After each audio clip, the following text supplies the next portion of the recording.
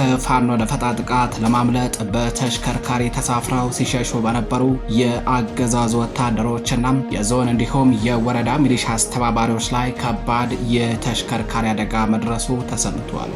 በተሽከርካሪ አደጋው የዞንና የወረዳ ሚሊሻ አስተባባሪዎችና አንድ የመቶ አለቃ ማዕረግ ያለው ከፍተኛ ወታደራዊ አዛዥን ጨምሮም በርካታ የአገዛዙ ወታደሮች ሕይወታቸው ማለፉ ተሰምቷል።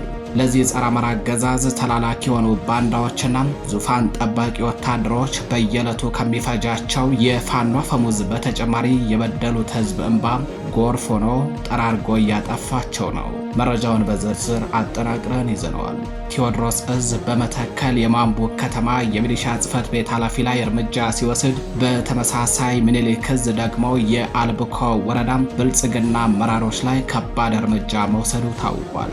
በምዕራብ አማራ ቀጠና የቴዎድሮስ እዝ ፋኖች በመተከል የማንቡክ ከተማ ሚሊሻ ጽሕፈት ቤት ኃላፊ አቶ ደረጀ ለሚሳን ጨምሮም በርካታ የአድማ ብተና አባላትን ገድለዋል። በምስራቅ አማራ ቀጠና ደግሞ የምኒልክ እዝ ፋኖች የአልብኮ ወረዳ መቀመጫ በሆነችው ሳልመኔ ከተማ ዘልቀው በመግባት የወረዳ ብልጽግና አመራሮች ላይና የከተማ አስተዳደሩ አመራሮች ላይ ከባድ ጥቃት በመፈጸም በርካቶችን ሙትና ቁስለኛ ማድረግ ችለዋል።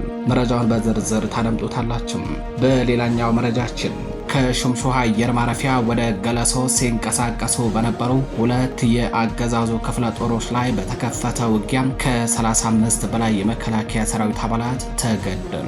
በውጊያው ከተገደሉት በተጨማሪ 40 የአገዛዙ ወታደሮች ቆስለው ለሕክምና ወደ ላሊበላ ከተማ መወሰዳቸው ታውቋል። በላስታ ሳምነው ኮር ስር ከሚገኙ ክፍለ ጦሮች የተወጣጡ የፋኖ ኃይሎች ድንቅ መናበብ አሳይተውበታል በተባለው በዚህ ውጊያም መስከረም ወር ላይ ተካሂደው በነበረው ዘመቻ አባናደው አከርካሪውን በተሰበረው ሰሜን ምስራቅ እዝ ውስጥ ከሌሎች እዞች የተወጣጣ ኃይል ተጨምሮላቸው ዳግም የክፍለ ጦር ቁመና እንዲይዙ ተደርገው ተደራጅተው የነበሩት ሁለቱ ክፍለ ጦሮች ለሁለተኛ ጊዜ ብትንትናቸው ወጥቷል።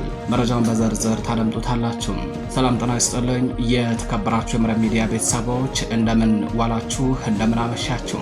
ከመረብ ሚዲያ የዛሬ ህዳር 17 2018 ዓ.ም የምሽት መረጃዎችን አጠናቅረን ይዘን ቀርበናል። መረጃዎቻችን ለብዙዎች ተደራሽ እንዲሆኑ ቻናሉን ላይክ፣ ሰብስክራይብ እንዲሁም ሼር ማድረጋችሁን እንዳዘነጉ አብራችሁን ቆዩ።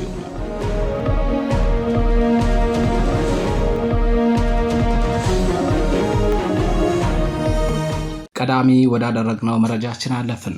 ከሹምሹሃ አየር ማረፊያ ወደ ገለሶ ሲንቀሳቀሱ በነበሩ ሁለት የአገዛዙ ክፍለ ጦሮች ላይ በተከፈተ ውጊያ ከ35 በላይ የመከላከያ ሰራዊት አባላት ተገደሉ። በውጊያው ከተገደሉት በተጨማሪ 40 የአገዛዙ ወታደሮች ቆስለው ለሕክምና ወደ ላሊበላ ከተማ መወሰዳቸው ታውቋል። በአማራ ፋኖ ብሔራዊ ኃይል ምኒልክ እዝ ግዙፉ ላስታ ጀነራል አሳምነው ጽጌ ኮር ስር ከሚገኙ ክፍለ ጦሮች የተወጣጡ ኃይሎች ዛሬ ህዳር 17 2018 ዓ.ም በላሊበላ ከተማ ዙሪያ ባካሄዱት ከባድ ትንቅንቅ ታላቅ ድል መቀዳጀታቸውን የእዙ ህዝብ ግንኙነት መምሪያም ለመረብ ሚዲያ በላከው መረጃ አስታውቋል። በመስከረም ወር ላይ ተካሂዶ በነበረው በዘመቻ አባናደው አከርካሪውን በተሰበረው በሰሜን ምስራቅ እዝ ውስጥ ከሌሎች እዞች የተወጣጣ ኃይል ተጨምሮላቸው ዳግም የክፍለ ጦር ቁመና ይዘው የተደራጁ 65ኛና 61ኛ ክፍለ ጦሮች መነሻቸውን በላስታ ወረዳ ሹምሹሃ አየር ማረፊያ አድርገው በወረዳው ወደ ገለሶት ቀበሌ በመጓዝ ላይ እንዳሉ ከባድ የሆነ ድንገተኛ ውጊያም ተከፍቶባቸዋል።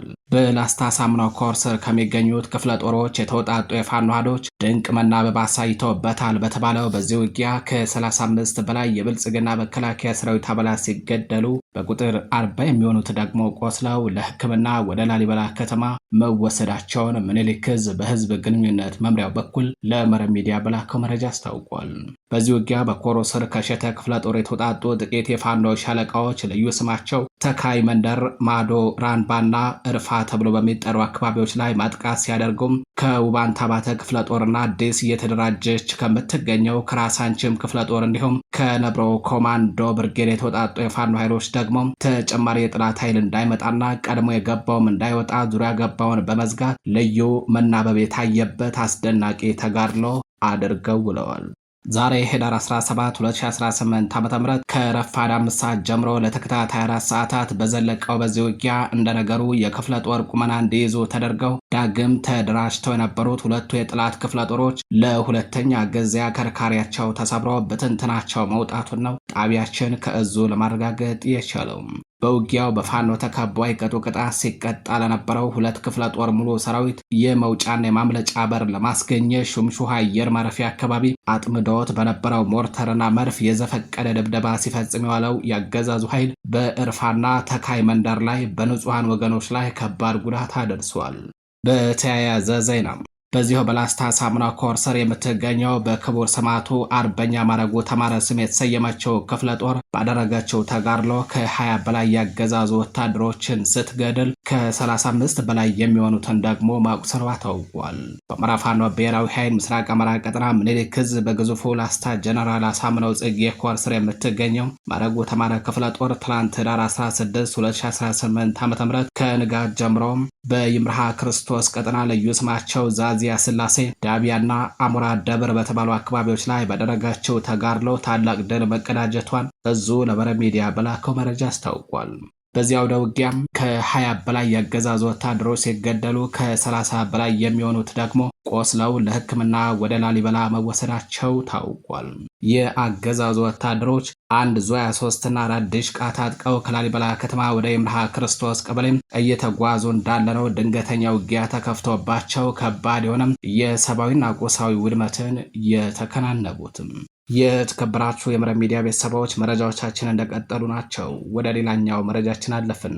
ከፋኖ ደፈጣ ጥቃት ለማምለጥ በተሽከርካሪ ተሳፍረው ሲሸሹ በነበሩ ያገዛዙ ወታደሮች ላይ ከባድ የሆነ የተሽከርካሪ አደጋ መድረሱ ተሰምቷል። በአደጋው የዋርላ ወረዳ ሚሊሻ አስተባባሪ ኮማንደር ሰይድ ስጦታውና የመቶ አለቃ ማዕረግ ያለው አንድ የመከላከያ ሰራዊት አዛዥን ጨምሮ 12 ያገዛዙ ወታደሮች ሕይወታቸው ማለፉ ተረጋግጧል። ለጸረ አማራው አገዛዝ ስርዓት ተላላኪ የሆኑ ባንዳዎችና ዙፋን ጠባቂ ወታደሮች በየዕለቱ ከሚፈጃቸው የፋኖ አፈሙዝ በተጨማሪ የበደሉት ህዝብ እንባ ጎርፍ ሆኖ ጠራርጎ እያጠፋቸው ነው።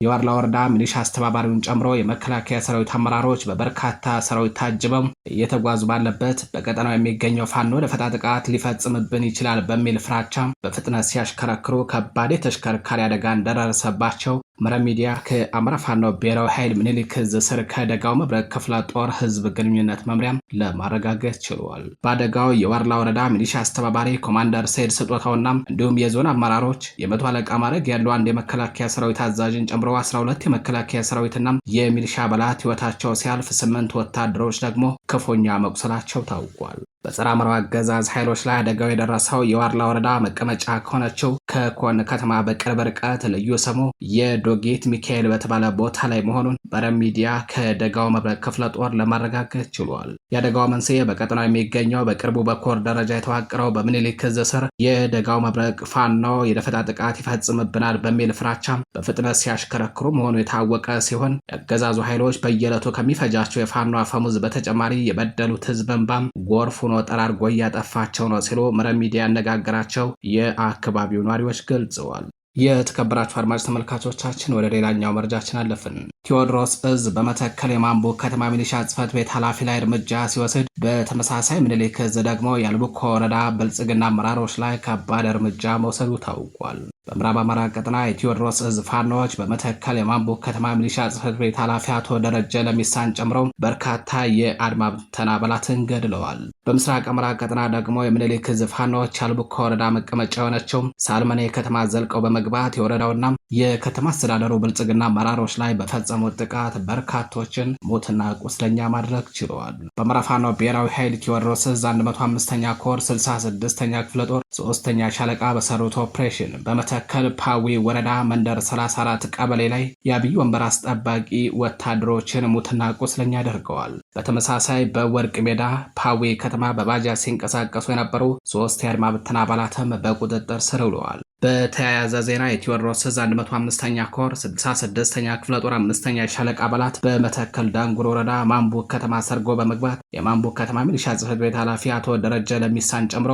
2 የአድማ ብተና አባላትን መግደል ሲችል 2 የአድማ ብተና አባላትን ደግሞ ክፉኛ አቁስሏል። በሌላኛው መረጃችን የአማራ ፋኖ ብሔራዊ ኃይል ምስራቅ አማራ ቀጠና ምኒልክ ዕዝ ልጅ ኢያሱ ኮር የጎፍ ክፍለ ጦር ባልቡኮ ወረዳ መቀመጫ በሆነችው ሳልመኔ ከተማ በመግባት በብልጽግና አመራሮች ላይ እርምጃ ወስዷል። በዚህ ድንቅ ኦፕሬሽን የልብኮ ወረዳ ፖሊስ ጽሕፈት ቤት አመራር የሆኑት አልይ አሰን፣ የሚሊሻ ጽሕፈት ቤት አመራር ካሳውና ሌሎች ጋሻ ጃግሬዎቻቸው ላይ በተወሰደ እርምጃ ከባድ ቁስለኛ ሆነው ሆስፒታል መግባታቸው ታውቋል። በርካቶችም ሕይወታቸው አልፎ በዛሬው ዕለት ስርዓተ ቀብራቸው እንደተፈጸመ ነው የተነገረው። በሌላኛው መረጃችን የአገዛዙ ወታደር ልክ እንደ እምቧይ ካብ መናዱን ቀጥሏል። ብሬንና ስናይፐር የያዙ የአገዛዙ ወታደሮች በዛሬው ዕለት ፋኖን ተቀላቅለዋል። የጸረ አማራው ብልጽግና ቡድን ወታደሮች መሞትና መማረክ በቃን በሚል 2 የቡድን መሳሪያና 2 ክላሽንኮቭ መሳሪያ በመያዝ በአማራ ፋኖ ብሔራዊ ኃይል ምኒልክ ዕዝ ምስራቅ አማራ ኮር 1 አሳምነው ክፍለ ጦርን መቀላቀላቸውን እዙ ለመረብ ሚዲያ በላከው መረጃ አስታውቋል። የፋሽስቱ ብልጽግና አገዛዝ ሰራዊት 104ኛ ኮር 16ኛ ክፍለ ጦር አባላቶች 1 ስናይፐር፣ 1 ብሬንና 2 ክላሽንኮቭ መሳሪያ በመያዝ አገዛዙ በአማራ ሕዝብ ላይ የሚፈጽመውን ጭፍጨፋ ተቃውሞ በአማራ ፋኖ ብሔራዊ ኃይል ምኒልክ ዕዝ ምስራቅ አማራ ኮር 1 አሳምነው ክፍለ ጦርን ተቀላቅለዋል። የክፍለ ጦሩ አመራሮችም ታላቅ አቀባበል አድርገውላቸዋል። በሌላኛው መረጃችን የአገዛዙ ብልጽግና ጥምር ጦር በአርሶ አደሩ ሀብትና ንብረት ላይ ዘረፋ ሲፈጽም በፋኖ እርምጃ ተወሰደበት። የአማራ ፋኖ ብሔራዊ ኃይል ደቡብ አማራ ቀጠና አሳምነው ዕዝ ከሰምኮር ኃይለማርያም ማሞ ክፍለ ጦር ሰላም ሰው ሻለቃ ዘረፋ በተሰማሩ የአገዛዙ ብልጽግና ጥምር ጦር ላይ ከባድ እርምጃ በመውሰድ ድል ተቀዳጅቷል። በከሰም ሀገረ ማርያም ኮርማሽ ቀጠና ሳልማን ቀበሌ የገባው ያገዛዙ ጡት ቆራጭ ወንበዴ ቡድን የአርሶ አደሩን ሀብትና ንብረት በመዘረፍ ላይ ያለ ነው። የኃይለ ማርያም ማሟን አብስቶች ፈጥነው በመድረስ ቅጽበታዊ እርምጃ የወሰዱበት። የተከበራችሁ የመረብ ሚዲያ ቤተሰቦች ለዛሬ ህዳር 17 2018 ዓ.ም የምሽት መረጃዎቻችን እነዚህን ይመስሉ ነበር። መረጃዎቻችን ለብዙዎች ተደራሽ እንዲሆኑ ቻናሉን ላይክ፣ ሰብስክራይብ እንዲሁም ሼር ማድረጋችሁ እንዳትዘነጉ። ቸር ቆዩ።